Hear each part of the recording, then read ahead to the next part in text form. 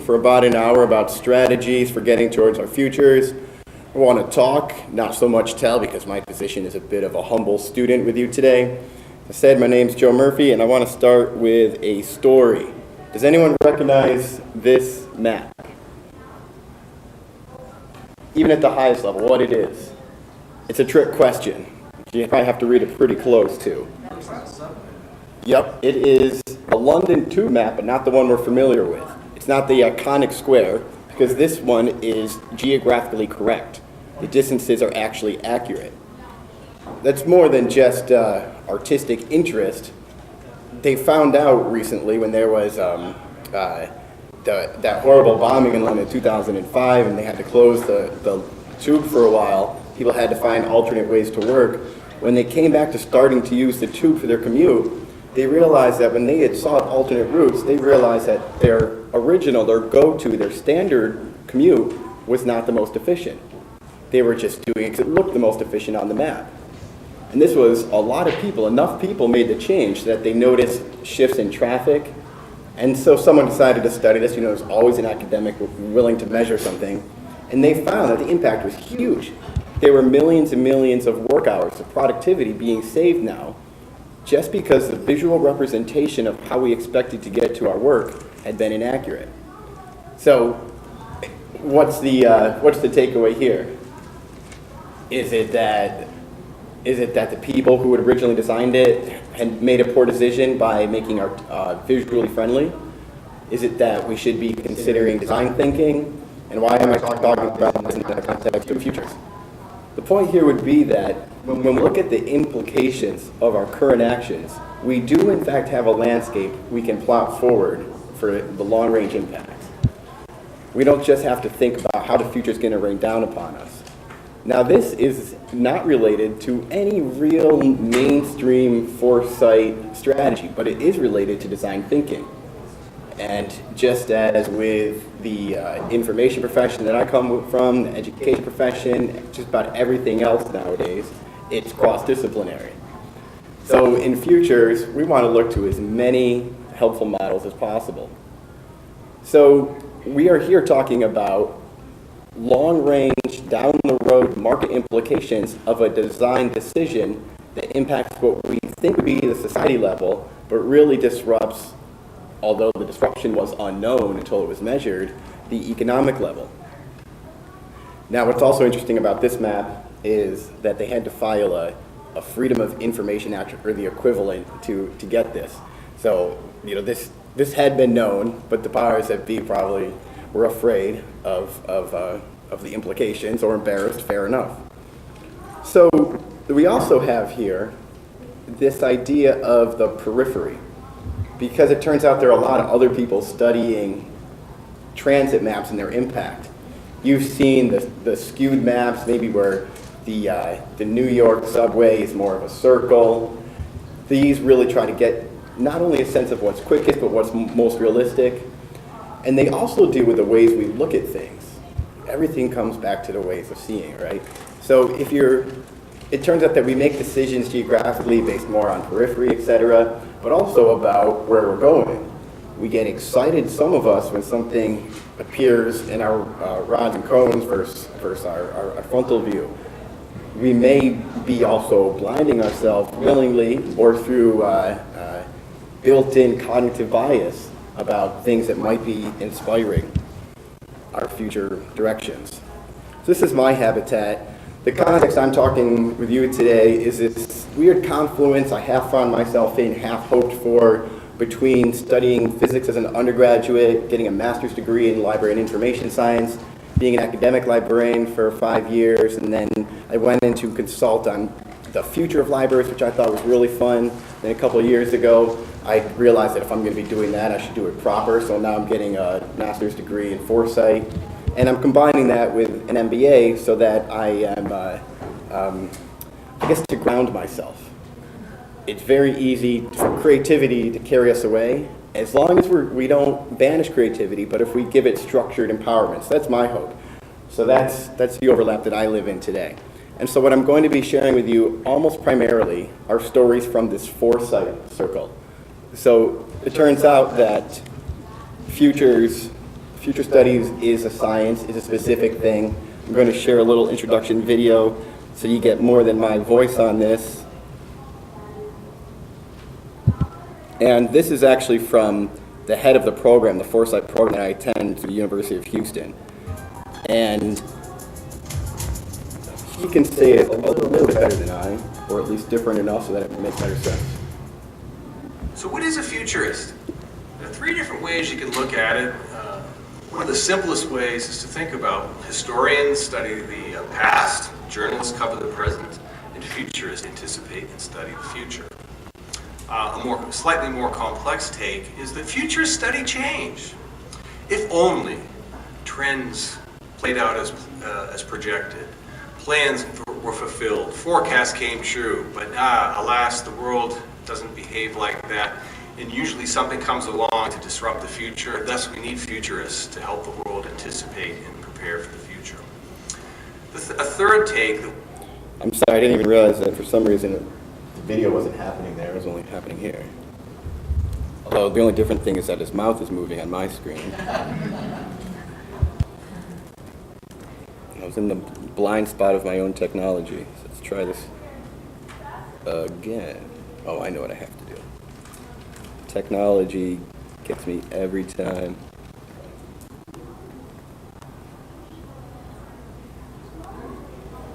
We've organized our curriculum around at Houston Foresight is that we do three things. We understand, map, influence the future. In understanding, we cover the key concepts for thinking more systematically about the future. In mapping the future, we craft plausible alternative futures for how the future might play out. And lastly, in influencing the future, once we have our forecast or map of the future, we say, what can we do to work towards the future we prefer and to avoid those futures that we'd like to avoid? So those are three ways that we look at the future and describe what futurists do. All right, so I'm basically going to reiterate what he said writ large, that we have these steps. There are multiple ways of doing it. We're going to look at this framework of we map, we anticipate, we guide. Now, this guy is great, Dr. Andy Hines. If you ever want to hire a futures consultant, I would recommend him for whatever the topic is. He just led a very interesting investigation that produced a report in the future of learning, or what learning will look like in 2025. I don't expect him to see this, and I'm pretty sure my grades this semester are already submitted. Just trying to posit myself as a student. So every futurist who gives a talk always starts with the same thing, and I said I'm not going to be that guy, and here I am. Futurists don't make predictions. It's a caveat we have to put out there. Okay, trained strategic foresight or stuff, but we have different ways of looking at the future. We have the traditional predictions, which look at deciding if discrete events will happen. We have forecasts, which come in many ranges, including like economic forecasts. You have data, you extrapolate it forward. And then foresight works specifically within alternative multiple futures, the idea that there's always a bit of uncertainty, and we don't want to claim anything different and and have prescience. So the real important thing to start with, though, is that there is a structure. The future is knowable. The future itself isn't governed by much, but exploring it has some really useful laws. So there is the main model, the Foresight framework was designed by a couple futurists and a young woman named Maria Romero, I believe, created this graphic to illustrate the standard approach to futures. This kind of is a takeoff of the cone of uncertainty. Basically what we have here is we take a look at the past, we take a look at the now, we define our problem/industry, we take a look at what's influencing that from trends and issues. We see what the standard future is, the baseline here going forward. We see that there are likely alternative futures within the cone of possibility that can become less and less likely as you go out, and you can assign statistics to those. And then within those, we identify the best possible future for us or our students or our stakeholders, and we look at what the issues of those would be. So again, that's going to be mostly what we're doing. So this idea of mapping really comes up again and again, right? When I say on the graphic that we're looking at the past, it's looking at an ability to understand the previous era that is leading into where we are now. So definable events, a cohesive, coherent era. We don't need the full past, just how we got to exactly where we are now, so that we're not just willy-nilly deciding what the future should be. Also, I believe in the video, Dr. Hines mentioned that it's like studying the past. We know that historiography exists because the past is not always so straightforward. There's layers, there's biases, etc. And the same is with the future. Foresight professionals don't necessarily tell the future, they study it with a variety of tools. And I should note that this piece of art and all the other ones I use were created by a Seattle artist who I know named Eileen Jarrett, and I loved her work, so I was hoping to have it part of my creative life. This is the mapping stage for the topic. So we look at whether it's our learning center, our town, our larger field, or a subset of education, or the subset of a stakeholder or trend. Anyways, we plot the topic in the middle and surround it by its major influencers. I'll show you in a second how there's more organization to this than it looks. This is just an example. So you first identify the main categories, might be as few as 5, but it could be dozens. And then from those, you obviously show the subcategories. So one would be stakeholders, the next would be administrators. One would be technology, the next might be social media, etc. The reason we do this is so that later on, we can map the implications of each of these. We see on the right side of this that we have a bubble called STEEP. That's just shorthand for the major categories of social, technological, economic, environmental, and political. And so you know that you have to look at least one thing in every one of those arenas to get a well-rounded view of a specific topic. And then from each of those, you can see what the implications would be. So after we get that brief look at the coherent past, we look at a cohesive view of the future. We kind of unwrap the present, as it were. Now, there's a lot here. We want to look at action research. We want to be part of it. This is where all the danger comes when you hire an outside futurist and they're not really living within our realm. Oh, my sister's trying to call me. I'm tempted to answer because I bet my nephew is there and you guys could see him, but I'm trying to hang up on all my devices at once. This happened in our library recently. I was so careful to turn my ringer off on my phone, and then I got a FaceTime call and it popped up on my computer and my iPad, and it's making all this noise and everyone's looking at me rude. I used to have a handle on technology, I swear. So as we unwrap the present, we also unwrap the assumptions, both at the society level and within ourselves. We try to take a look at the cultural blind spots. We take a look at our hopes too and try to move past it, using post-structuralism, keeping in mind social justice, who has a dominance on the story, etc.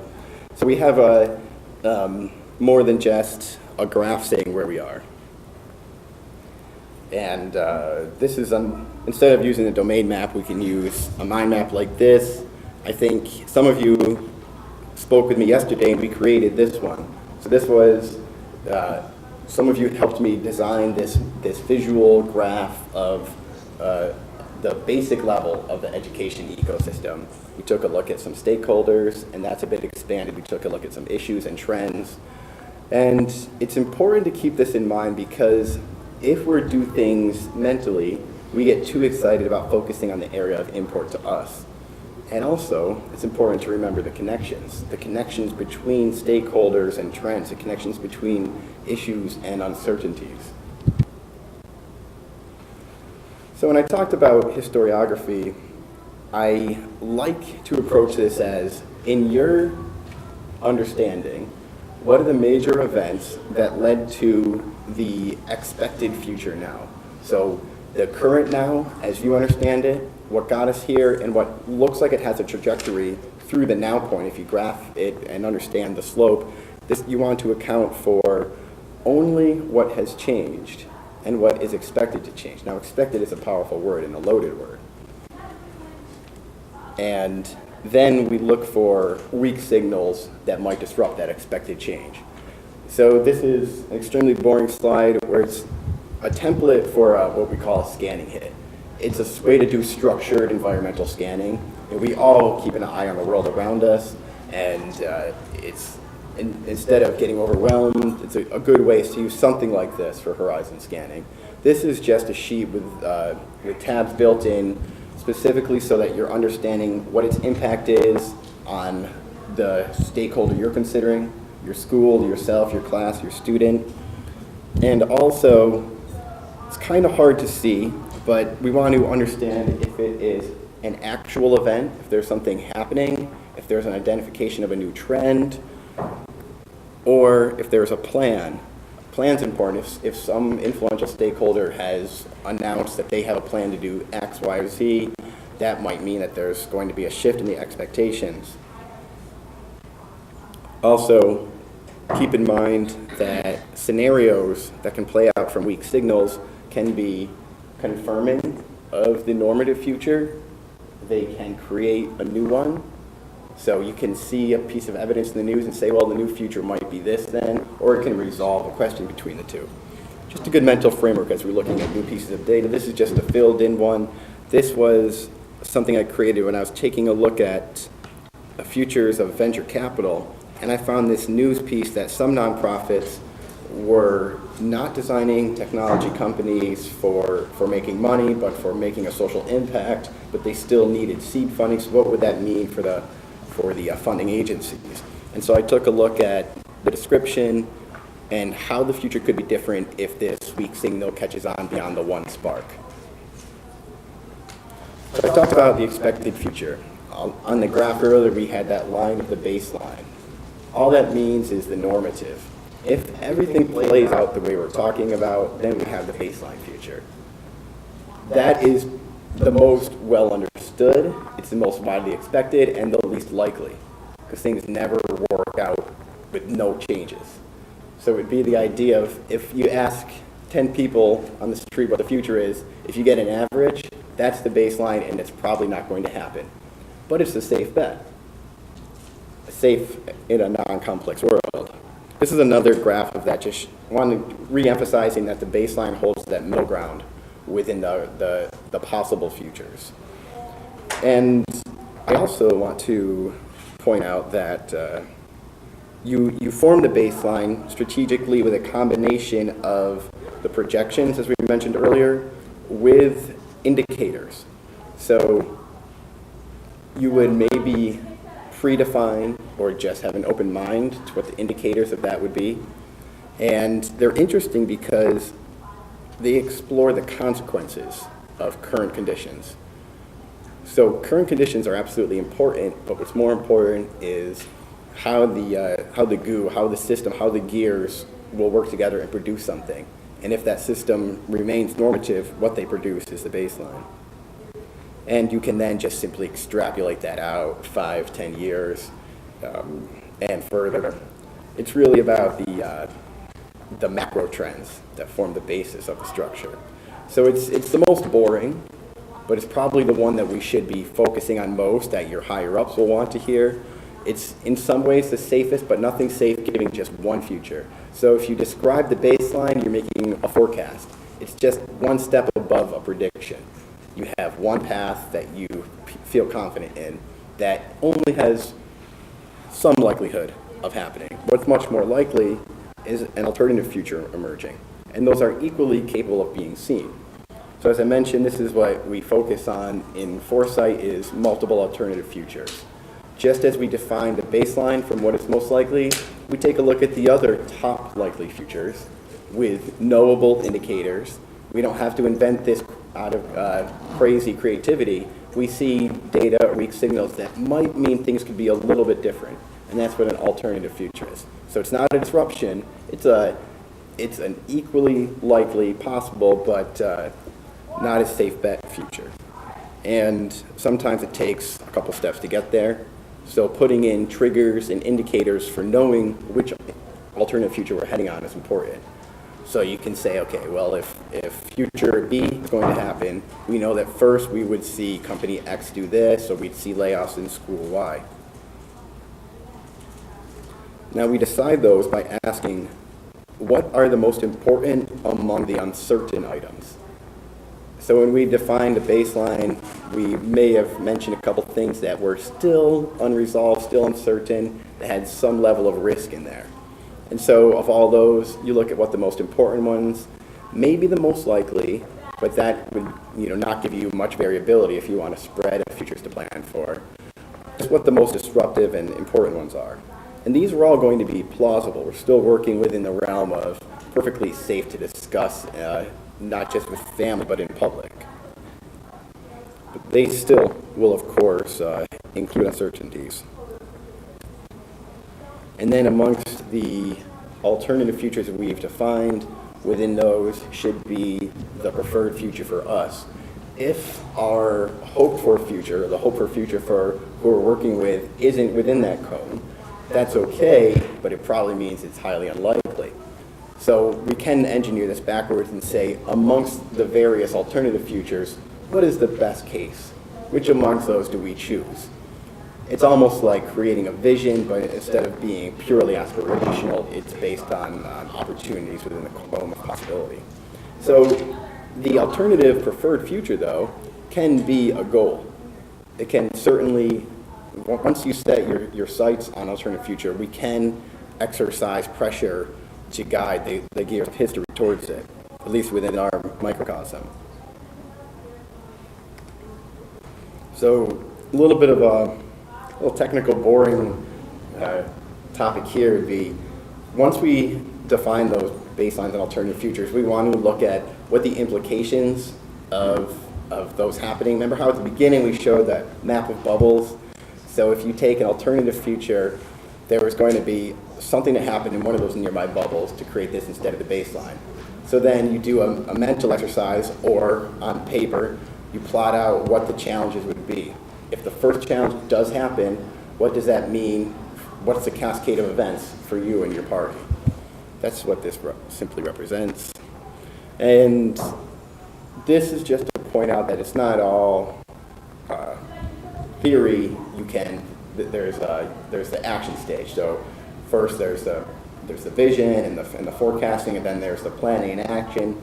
Strategic options are simply plotting out whether you are the influencer or an engager, plotting out what has to happen, who's responsible for it, what resources are needed. Now this is where where all the magic happens, where all the movement happens, because as soon as you have a future idea, the first questions you get from a manager are going to be about these. So even if you are not the leader in this situation, considering these is just as important as when we make budget requests, etc.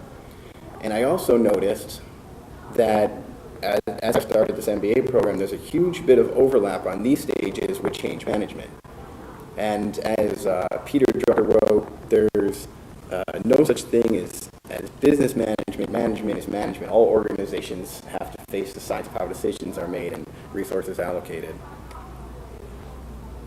So I mentioned earlier that design thinking may have contributed to a solution in the tube map situation. Now, at the beginning of that video, Professor Hines mentioned this is how we do Foresight, and he set out his model. There is also a huge amount of overlap with Foresight and design thinking, which is much more popular, and they're also better organized. That's probably why it is more popular. And as I've learned about it, I realize the steps are very similar. If you're designing a product, you do the immersive experiment, you envision, you prototype, you test, and the idea is that I'm talking about specific strategies for Foresight, but it's not that limited. There is an article I read recently saying that it's almost hard to define the Foresight field as a field because it's so based on multidisciplinarity. Now, I did use this slide in my talk yesterday before you pointed out and called me a slide cheapskate. But that's because the vision stage is so important, and I loved this representation in a recent article I read by Hart and Tibbs.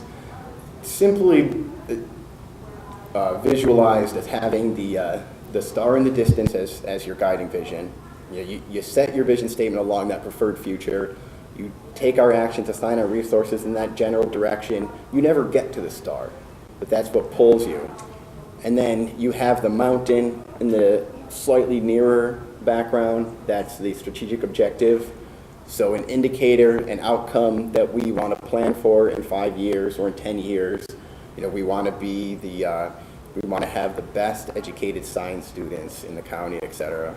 And in between us and the mountain is the field of strategic decisions, who we compete with, who's going to have an influence and might disrupt our plans, et cetera. But this really helps me because as I'm setting visions, it's so easy to forget those short-term wins. The things that can demonstrate to the managers who own the organizational change plan that it is working, that you're on target.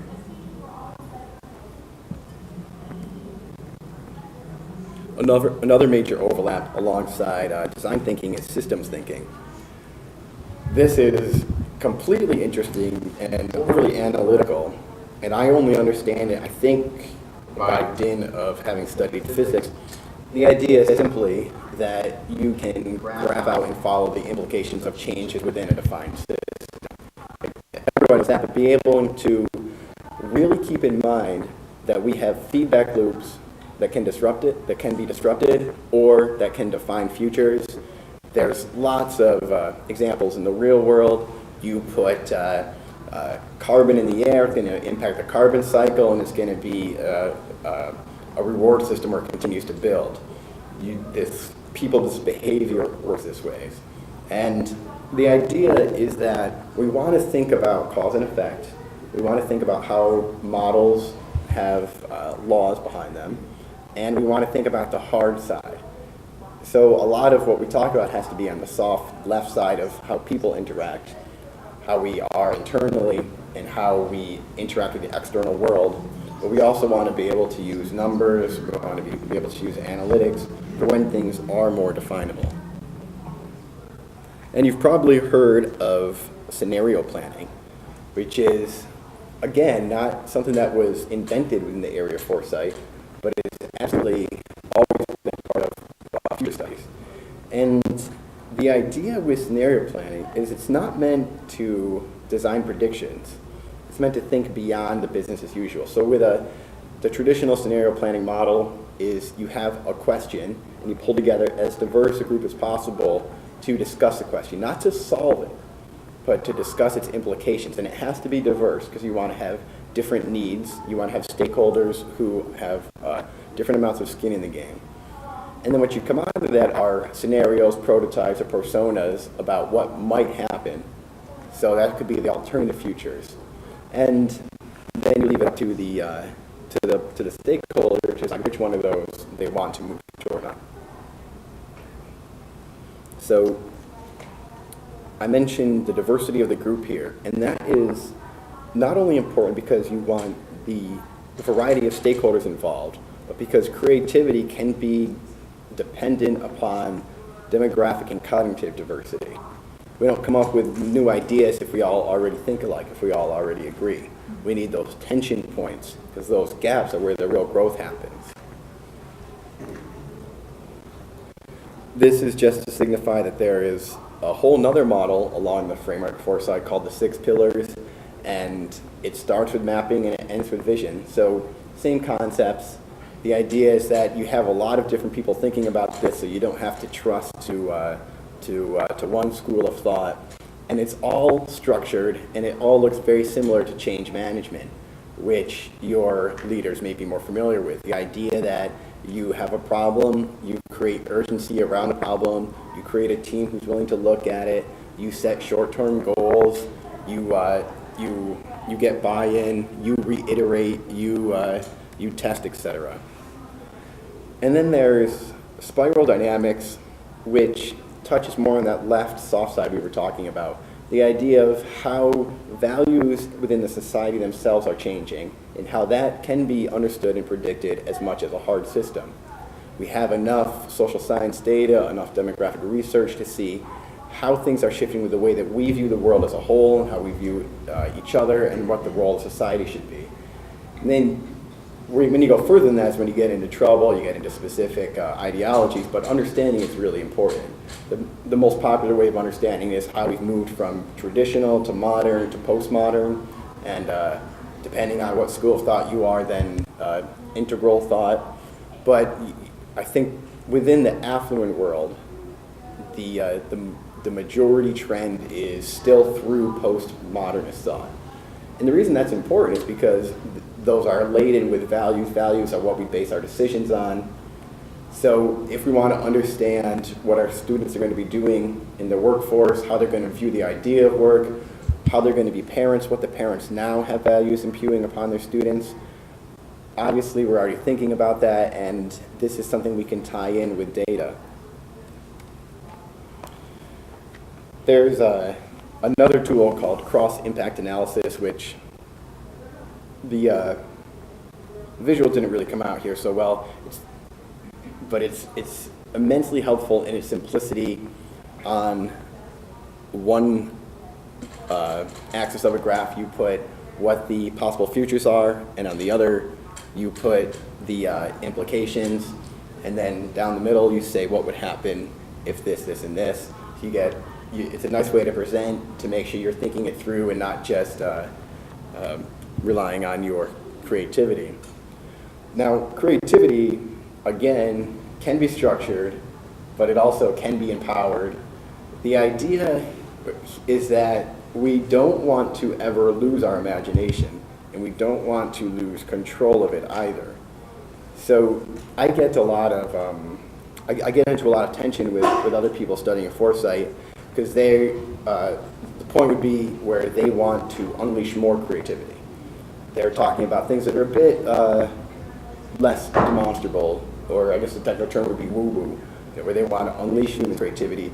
What I'm really interested in is the fact that we all have an immense amount of creativity already. We see that in our students, and that's natural, and I want to be better at putting structure into making things happen from it. I want to put a lot of caveats saying I'm not trying to clamp down on imagination. I want to see better communication of ideas and understanding of plans so we can put them into action. And coming from science, I always go back to Einstein, as especially around this 100-year anniversary of his general theory of relativity, where he extolled quite often the value of combining science and art, science and religion. And I think that very often this does and should come back to the idea of the question, the big question. It's about asking questions, not answering them. There's also a very practical application here. One good thing one good little exercise is, if as a group we decide on one or two futures, and then we can ask what would happen to this proposed future in light of X, Y, and Z influences or impactors or disruptions. And then you can play it out together as a conversation. Now, I come from libraries, and libraries succeeded by realizing that there's power in the formulation of the question. And as I go through more of life and not just more studies, I realize the importance of refining questions so that they open up more than they close. I have another story to share. This would be the mega airplane, the A380. Has anyone flown on one of these? And there's probably going to be even less people that in the future than do now. This was Airbus's answer to Boeing's Dreamliner, I believe. A lot of airlines have these. They're huge. I've flown on a couple that have had like 450 seats or something ridiculous, and they go even higher than that. But they've encountered a bit of controversy. This was just a picture I took once because I was just appalled at the amount of leg room. But what's more shocking is that some of them, the ones that Emirates Airlines has, have lounges and bars in them. Now, that's a strategic decision by Emiratis, who they want to pinch the business flyers. What the business passengers want to do, but an opportunity to network, that's worth losing some seat space for them. I've not been in one of these bars, but you can kind of see in a small picture that they include benches with seat belts, multiple chairs. So the idea, the problem is that there was a big bet made half a decade ago trying to decide what the future of aviation would be. Airbus decided that it would be connecting mega hubs. Now, Emiratis was a partner from the beginning because the major airport in the United Arab Emirates, in Dubai, is within 8 hours of 2/3 of the Earth's population. And so they really wanted to be the hub. That was their plan for the future, and it is working for them in that sense. But then you take the model out further, and it doesn't work in North America. So the problem was that they made a bet that a global future would work regionally. And in America, it looks like the then future of aviation was turning regional. Smaller planes taking smaller flights, people getting more direct to where they're going. And so it's a struggle. It's a struggle immensely. Their economic growth is a real lesson. And so they made a decision, ostensibly informed by data, and they made some extrapolations that may not have played out, and there's ways they could have tested that. It's easy for us, though, to say what could have been different, but that's okay. That's what learning is. I talked about creativity, and I also think within that realm is intuition. In some ways, I believe there's no such thing as intuition, but also I believe that intuition maybe just be mistitled. It might have different names like pattern recognition or understanding the system better. That's why like the Harvard Business School does a case study method. They say if you read 800 cases about real world situations that went bad, when you face that in the work environment, it clicks, it rings a bell in your brain and say, oh, I know how this plays out. And it might just feel easy, and it might feel like intuition, but it's really recognizing the pattern. And so, sure, intuition might be a skill for futures, but so too just being a good student of history, of the current, not just of future strategies. Another thing I argue with my fellow students about is the value of current data, as in news, versus larger theories. So I read a couple newspapers every day, and someone else says, well, that's useless to me because I want to know what the big picture is. I don't need to know what changes every day. And the idea is at the heart of that we're all probably facing an information age of we can't consume everything. So do we be Renaissance people? Do we be hyper specialists that have to be really critical of the blinders that puts on us, etc.? Now, I also want to mention a few terms before we move on too far. And one of them would be trends. When we looked at, let's see if I can do this. When we looked at the baseline, we were cognizant of the fact that it was informed by a horizon scan of the current situation with the current assessment stage here. And part of that is trends that are happening now. What's really important to know about trends is they represent something that is increasing or decreasing. So it's almost like a vector in science. It has a direction and a magnitude. You have to be able to attach a number to it. Otherwise, you have no proof that it has a demonstrable direction. And I think that's important because we very often talk about trend watching. We also should be talking about trend measuring. We don't have to go for every fad. Another term would be anything that is outside of this cone of possibility would be caused by black swans, if you know that term, or wild cards. So when you look at alternative futures, we don't look at the less likely but more impactful things. We look at things that are measurable and understandable. But we all know that that chaos exists in our world, that the butterfly effect proves true in complex systems. And so this is all hoping that things behave in a way that, and only with input that we understand. There's always going to be the threat of something that by definition you can't predict but you might be creative enough to understand could happen. The quintessential example would be an asteroid. There was volcanoes don't really fall under that anymore as our science improves. But what's really interesting here is you can measure the impact of different levels of wildcards, even if you don't know what they are. You can say, well, if something disrupts this level of our organization or this level of behavior, whatever it may be, then we're going to feel a disruption down the line. And so we can plan for that.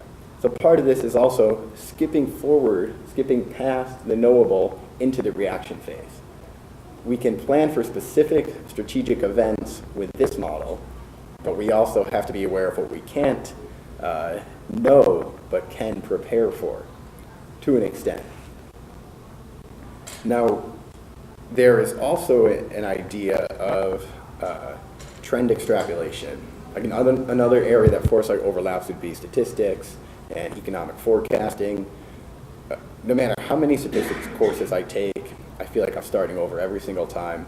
And I had to start over quite a few times. I think it took me 3 times just to take Calculus 2 in college. And I had to take another statistics course for this Foresight program. And it was specifically on using numbers and models for getting extrapolative future. So not where creativity comes in mind, but you have data on what's been going on. How do we move that forward? That sounds pretty boring. You could just take what's called a naive forecast. What happened last year will happen this year, and that might be safe. That's not usually safe a couple of years down the line. You can take the average of what has happened over the last 5 years and move it forward. You can take the moving average, which is weighted towards the most recent. So, but in each of those, you need another level of caveat to make sure that you're within the realm of possibility. If you look at something like the growth of computers and you used one of these methods and you extrapolate it forward, you would find that we're supposed to be at some billion% of us should have computers by now. So of course there's a ceiling to everything's growth. So it turns out that really the answer here, finding these, is to be literate. When numbers get introduced in the degree, we hopefully are mathematically literate so we can be critical consumers of those statistics. These are really things that we can be teaching forward, scientifically literate, so that when people make claims about global warming or about the natural environment, we know whether or not they hold weight. My favorite example for myself is when I'm a bit of a contrarian in this field and I disagree with the most famous current futurist, Ray Kurzweil with Google. Anyone heard of him? He's very famous for exploring the singularity, this idea not from physics but from robotics, when this supposed point of when AI becomes so smart that it can make humans useless or replicate fundamental things that we think is only capable by humans. And so that's a prediction. He has one particular event that he's trying to figure out when will happen. But also, his books get a bit dogmatic about it. The outcome of this prediction becomes an ideology. And so, you start to have to be very careful of evidence that comes through in ideologies. So when I pick up on that, or hopefully when other people pick up on that in me, they're able to ask me for clearer on that in me. They're able to ask me for clearer evidence of the numbers, of the trends. Coming from physics has really helped me to point out questions from other people's, and not coming from history or from the social sciences has put me at a disadvantage that I've relied heavier on my network for. I also mentioned that forecasts that are really predictions deal with discrete events. Have you heard of this book this year, Super Forecasters? This guy, Philip Tetlock from the University of Pennsylvania School of Business, conducted this really interesting experiment called the Good Judgment Project, where he had volunteers, hundreds of them, compete with as a team with other groups who were part of this DARPA experiment about how to make good decisions. And his team was crowdfunded or crowdsourced, so volunteers would come on and be willing to make decisions about specific events to see who would be the most accurate. And They won the competition by having not a group of experts, but a group of volunteers. And so they were making short-term predictions based on the current evidence.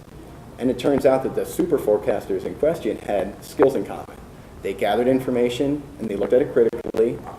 They made forecasts and then they made very small adjustments to it that were constant. So anytime new data came in, they were willing to change their prediction. And they were willing also to challenge their preconceptions. That was really key. So the most successful ones had the most open minds.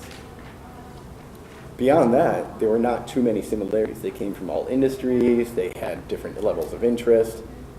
But so, whereas I focus so much on foresight and its multiple futures a few years out, it's perfectly legitimate to combine that with short-term future, months to a year, using informed forecasts. Not expert models, but being critical consumers of supposed futures.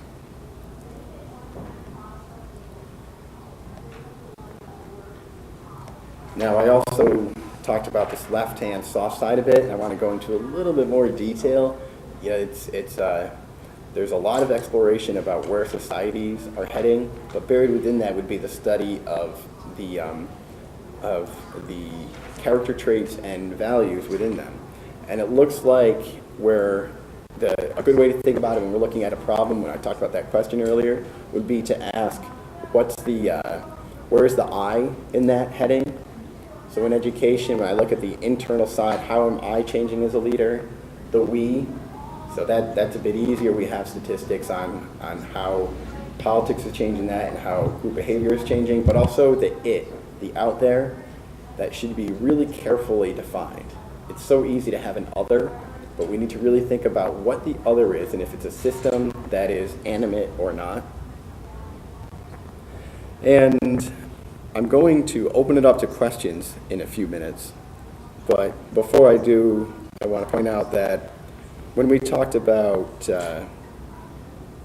creativity, we kind of glossed over a bit, and that would be the ability for creativity to inform futures. Now, this came to me because I was lucky enough to be in a book club whose 1 month focused on how science fiction authors were looking at futures. And so I interviewed this one author, Brenda Cooper from Seattle, and she gave me some really good insight that to be able to create her sci-fi novels, she had to have some sense of futures, of realistic ones, but also of the Foresight model, and vice versa. We talked about scenarios and defining and communicating an alternative future. And so if you're writing that out, if you're presenting that to your peers or to a client, what's the difference between that and fiction if it's not the baseline? It would just be who the client is. Right? We put an artistic spin, we use art to be able to communicate better. That could be in visual art or it could be in literature as well. But we also see sci-fi, et cetera, play out really well in the futures, in the real world. There's a lot of things, there's many things that have come true as haven't by people's predictions.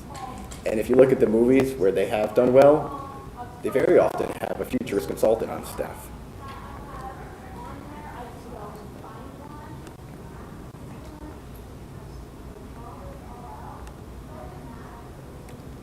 So risk is different from uncertainty, but it is measurable, and reward can often be a blinder. That's what I have to continue to tell myself. But what's really important is that the future is knowable, and that the future needs foresight literate educators, and that we have as much power as we do vulnerability, and it's okay to exercise our opinions as well as our expertise in crafting decisions about the future. So thank you very much. You've been very generous with me today, and I've left time for questions if you have any. Thank you again. Questions?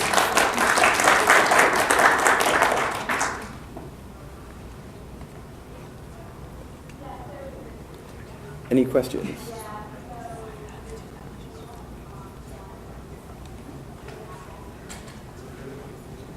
Well, thank you very much feel free to be in touch with me if you do have questions further. I appreciate your time today.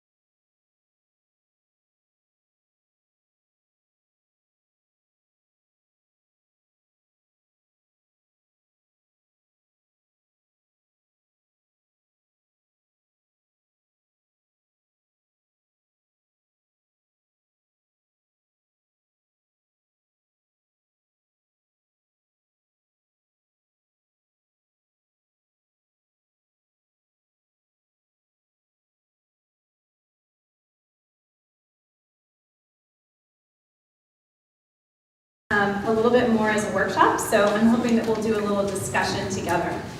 So if you're comfortable where you're sitting, that's great. But if you want to move forward, that might be a little bit easier for discussion.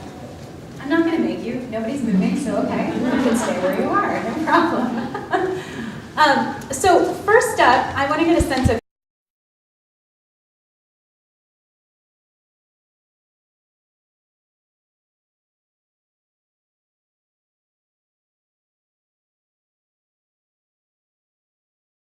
great. Any librarians? A few?